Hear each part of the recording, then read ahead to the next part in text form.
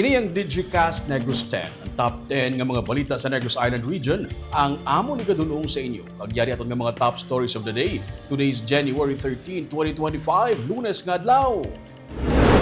Rape, reklamo nga pagpang-scam kag kasong ginpasaka sa biktima batok sa isa ka persona. Ang mga anggulo nga ginalantaw sang PNP angot sa kamatayon sa babae nga nasapuan sa Talisay City.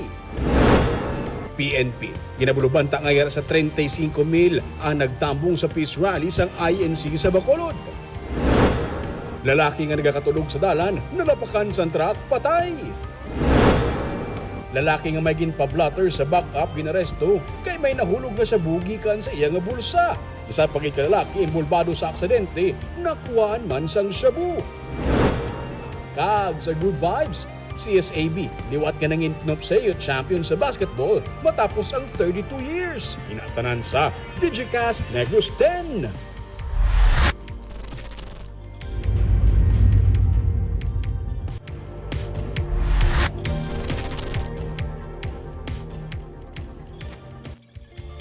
Una kita sa number 10, isa ka lalaki nga may ginpablotter sa backup, kung may ginpablotter sa backup, ang ginaresto matapos may nahulog nga shabu sa iyang bulsa. Isa pang ikalalaki na aresto man matapos makuhaan sang shabu matapos maaksidente. Nakuhaan sa ginasuspetsuhan shabu ang isa ka lalaki matapos ini magpadulong sa Bacolod City Police Station 6 sa Barangay Takulig pasado alas 2 ang hapon sang Domingo. Sa impormasyon gikan sa Police Station 6 tuyo kung tani sang among lalaki nga magpablotter sa kapulisan matapos nag-aligar nga ginsakit apang paghunos niya sang iyang kahita sa iyang bulsa, may naupod kag nadagdag nga sachet sang suspected shabu kani gilayon siya nga ginusisa kag ginaresto sang pulis. Sa Bago City, sa 38 anyos ka lalaki arestado matapos mabungguan sa truck kag nakuhaan sa masobra 400,000 pesos kabalor sang shabu sa Barangay Talok sa Bago City Domingo man sang hapon. Sunod sa kay Police Lieutenant Colonel J.F. Malong, hepe sang Bago PNP, gikan sa Bacolod ang suspect sa kaysa motorsiklo. Ma-overtake siya kung tani sa natuo nga side sang truck nga nagliko man patuo. Pangod sang impact, natumba ang suspect kag nag-angkon siyang injury sa hawak. Samtang ginabuligan sa mga residente ang suspect, may nakita sila nga isa ka improvised glass tutor kag hindi niya pagbuyan ng plastic nga iya ginauyatan. Pag-abot sang traffic investigator, ginantaw ang mga papeles sang motor kag bangod sang ilang nakita nga isa ka improvised glass tutor kag hindi niya pagbuyan nga plastic, nagduda na sila. Nakitaan sa pulis ang unod sa plastic nga iya ginuyatan nga mga dalagko nga mga sachet sang suspected shabu nga ginabulubanta nagabugat sang 67 grams kag nagabalor sang 456,000 pesos. Naka-hospital arrest karon ang suspetsado sa Bago City Hospital.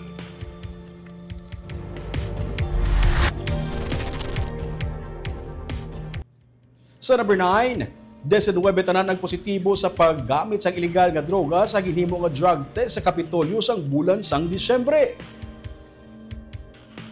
Sunod sa kay Provincial Administrator Fernando Diaz, sa mga 1,800 nga ginpaidalom sa drug testing sa tong Disyembre 17, 18 ug 19 o kung sang Disyembre 17 ug 18, 19 ang nagpositibo sa paggamit sang illegal nga droga. Sunod sa kay Diaz, 3 diri ang permanent employees, 7 ang job order workers, 3 ang contract of service workers, kag 6 ang blue guards. Ang mga COS kag JO workers ang wala nga gin-renew kag nagtapos na sila sadto pang Disyembre. Bahin sa blue guards, sunod sa kay Diaz, sila ang nagpakig-angot na sa agency nga hindi na ang mga natungdan pag-i-detail sa gobyerno probinsyal. Sa mga permanent employees, sila ginpaidalom sa confirmatory testing kag may option nga ipaidalom sa rehabilitation kung luyag nila nga ma-reinstate. Kung hindi sila magpaidalom sa rehabilitation, sila ang pasakaan sa kaso nga grave misconduct. Nag-end sila sir sa December ang COS and JO. January wala na sila din. What about the regular growth? Again, the same notice, ginaano ta sila, confirmatory test, and then they can opt to undergo rehabilitation. Now, if they want to be reinstated, no? Otherwise, hindi na sila namon i-reinstate, and we will file a case for grave misconduct.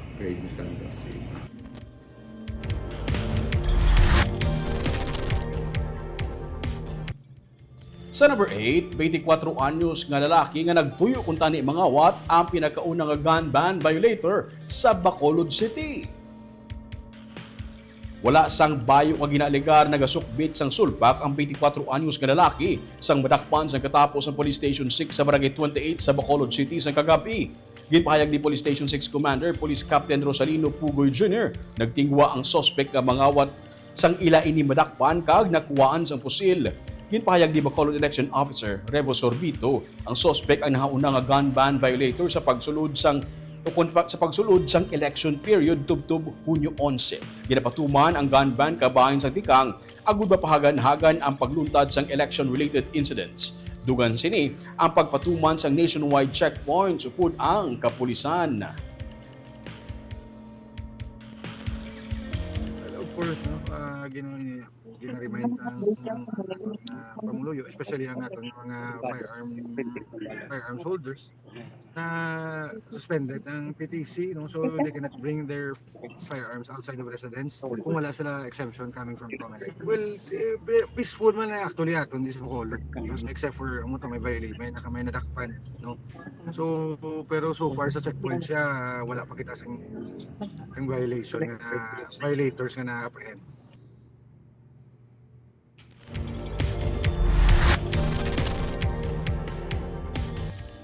Sa number 7, ginaligar nga katapos ang NPA nga napatay sa encounter sa Sipalay City ang nakilala na.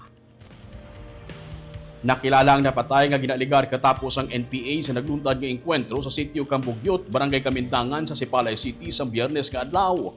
Ang napatay ang gikilala kay Rodine Lumanog, 54 anyos, squad members ang Southwest Front sang NPA, kag residente sang sitio Umas, Barangay Kamindangan sa Sipalay City. Sunod sa Philippine Army, ginkilala kag ginkuha si Lumanog sang iya nga bayaw kag pakaisa, kag ilang nga ginkumpirma nga madugay na ini nga nagupod sa hublag. Nagapadayon ng ilang nga paglagas sa nabilin nga mga rebelde kag mga kaupdanan ni Lumanog nga nakapalagyo sa engkwentro.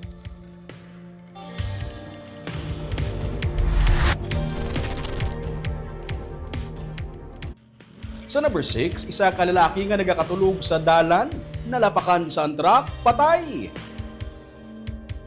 Patay si Michael de la Cruz matapos malapakan sa truck sang tubo sa Barangay Road, Purok Nursery, sitio Mambatang, Barangay Bantayan, Kabangkalan City, Domingo sang hapon. Samtang ang driver sang truck ang ginkilala kay Joseph Pactao nga voluntaryo nga nagsungka sa Kabangkalan PNP. Sunod sa kay Police Captain Sammy Gazataya, Deputy Chief of Police ng Kabangkalan PNP, wala matulupang dan sang driver sang truck ang biktima nga ginaaligar hubog kag nagahigda sa kilid sang dalan. Gindala pa ang biktima sa Kabangkalan District Hospital apang gindeklarar nga dead on arrival.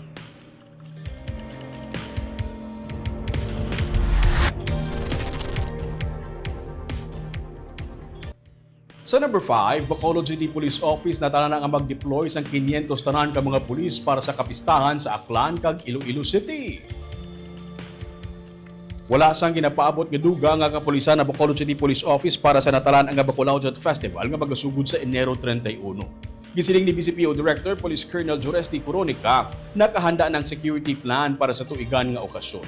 Ang ginapreparahan pa sang BCPO sunod sa iya amo ang pagpadala sa mga police personnel para sa dinagyang festival sa Iloilo kag ati-atihan festival sa Aklan sugod sa sini nga semana. May 500 ka mga pulis ang ginapaabot i-deploy sa Iloilo kag Aklan, pero nag-ayo si Coronica nga kon mahimo ini ang maibanan bangod kinahanglan nila ang mga pulis para sa Bacolod Festival sa Bacolod City.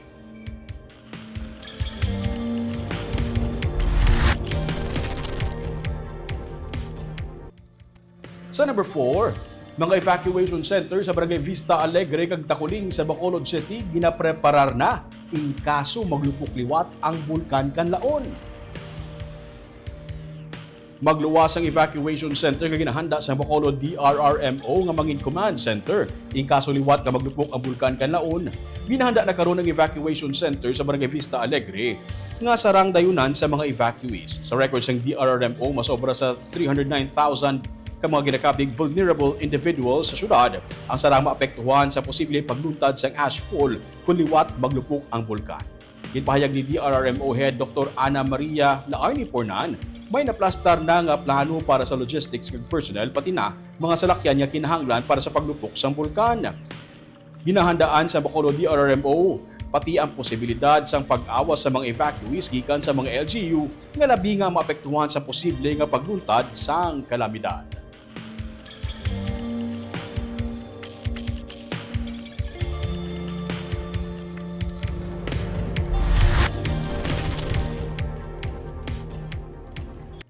Sa number 3, luyag ni Bago City Mayor Nicolas Yulo nga mapatod gikan sa Office of the Civil Defense ang mga protocol bahin sa pag-evacuate sa mga pumuluyo may kaangtanan sa paaktibidad sang bulkan Kanlaon.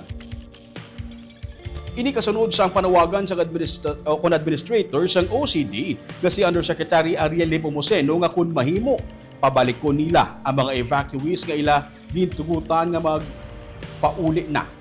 461 ka pumuluyo sa Bago City. Sagwa sang 6 km danger zone ang ginpapauli sa nagligad nga semana. Kag 1,969 naman ka mga pumuluyo sa La Castellana ang ginpapauli. Si Mayor Yulo kag Mayor Rumaylan ni Cor magilimutan sa La Castellana ang nagapanindugan nga ini sila ang hindi nasakop sang 6 km extended danger zone kag nagapabili naman sa evacuation center. Sakop sang 6 km danger zone santo sa protocol. Patag ni Provincial Administrator Fernando Diaz, isa ka consultative meeting ang ginpatigayon antes pa man ginesisyonan sang duha ka mga LGU kag sang probinsya ini. Dugang pa niya, ang mga natungdan ang una bes, voluntaryo nga nag-upod sa evacuation center bangod man sang epekto sang asphalt kag baho sang asupre sa ilang mga lugar. Ang OCD ang nagpagwa sang panawagan kasunod sang pagsaka naman sang activity sang bulkan Kanlaon. Tuyo sang OCD nga wala sang may mapatay o kung zero casualty sa tunga sang ginaatubang nga pagpanghangkat dala sang bulkan Kanlaon. I think they should clarify the policy in relation to evacuation. Kaya may ginasunod na tanga guidelines po within the 6 kilometer radius. Now we're confused. What is the policy now? Presidente nga comfortable na sila yang magpuli sa ilabalay kag sagwa sila sang 6 km danger zone nag-support man ang probinsya ang aton mga LGUs nga iplastar sila makapuli para may normalcy man ang ila pang pangabuhi, no? We cannot keep them in certain areas nga hindi sila gusto, no? Now ang stance ng province is for those within the 6 km danger zone, naging-declare sa aton FIVOX, we are compelled to evacuate them, to relocate them in our evacuation centers, no? By reason of safety.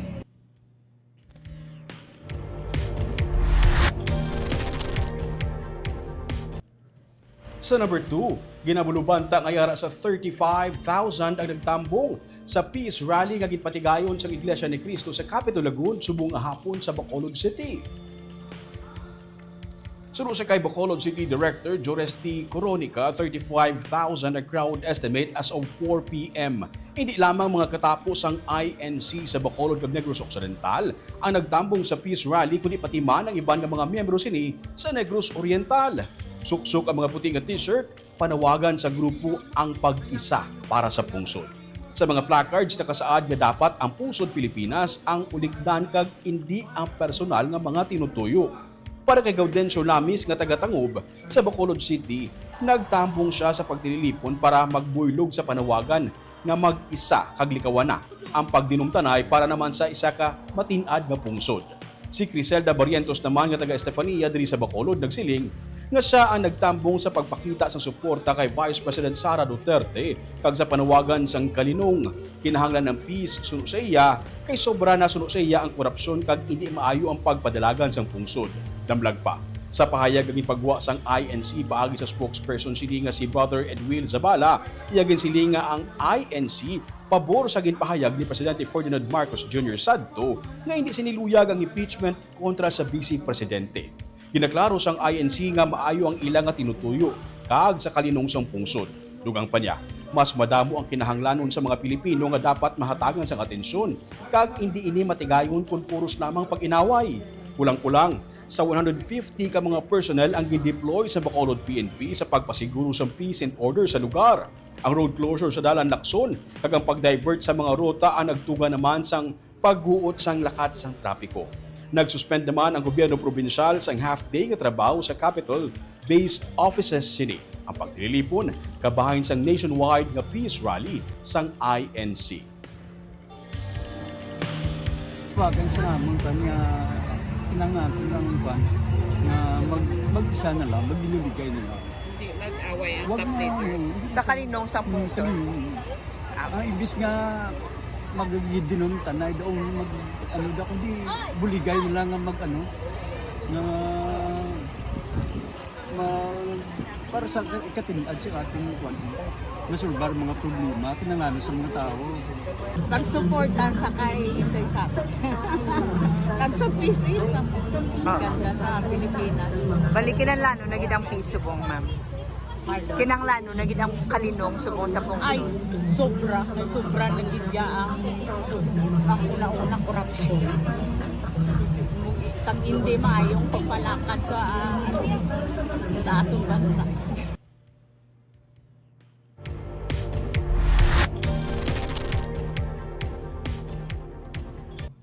Kag sa numero 1 sa mga balita subong adlaw, pagpanghimulos. Reklamo sa ginaligar, pagpang-scam, kag pagpasaka sang kaso sa biktima sa isa ka persona. Ini ang mga anggulo nga gidalantaw karon sa talisay PNP angot sa kamatayon sang isa ka babae nga nasapuan sa kahapon nga adlaw nga patay na sa igad sang dalan sa Talisay City.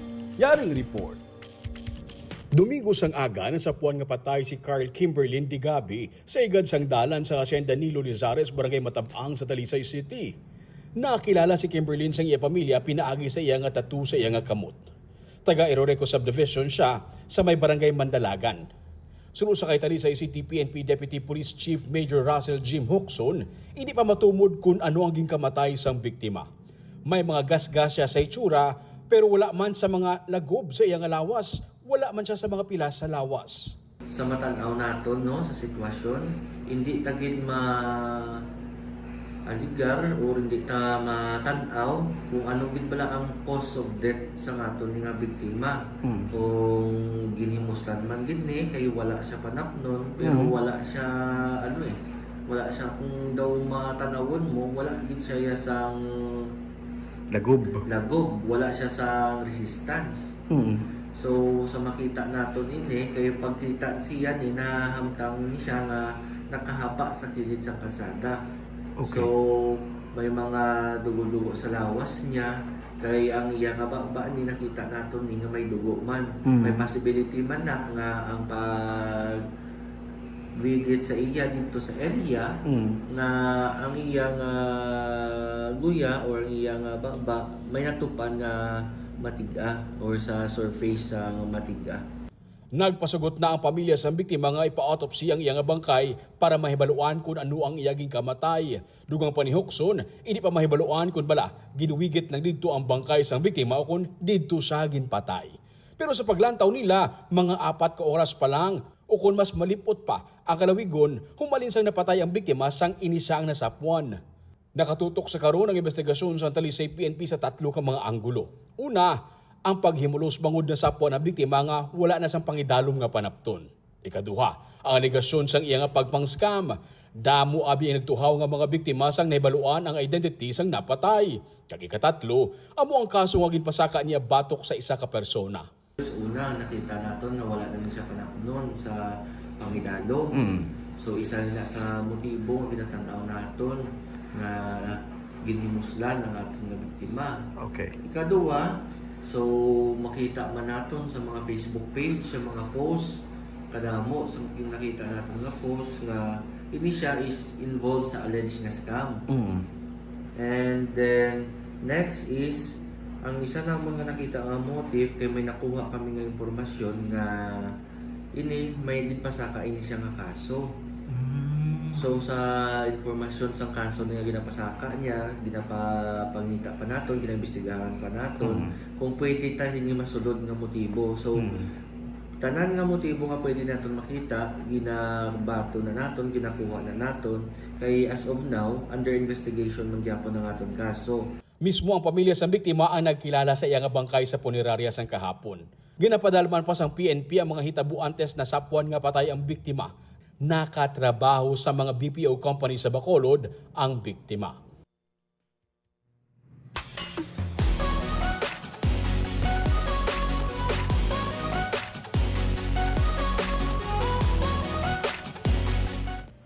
Kaag sa good vibes, ginpierde sa Kolehiyo San Agustin, Bacolod ang University of St. La Salle sa Basketball Championship sa Nupsea. By report si Nico Delfin.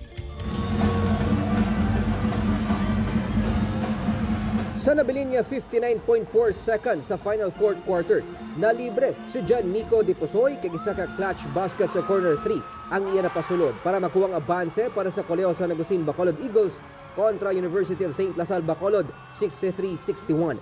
Nagtinguha ang makabawing Stingers pero naging hugot ang depensa ng Eagles para makuha ang kampyonato para sa ilang best of 3 series sa Nupsea Basketball Games sa USLS Coliseum sang Domingo.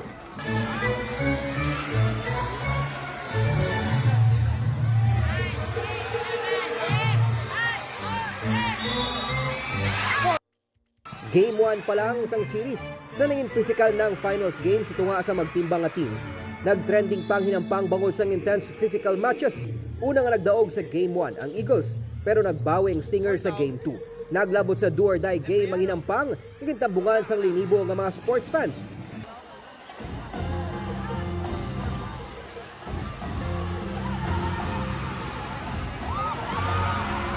Hindi man naging mahapos ang kadalagan para si Eagles sa Nupsea Season 44. Sa teamwork kag paghimakas nalampuwasan nila ang hangkat sang Kolehiyo de Santa Ana Victorias nga naging 5-time champion.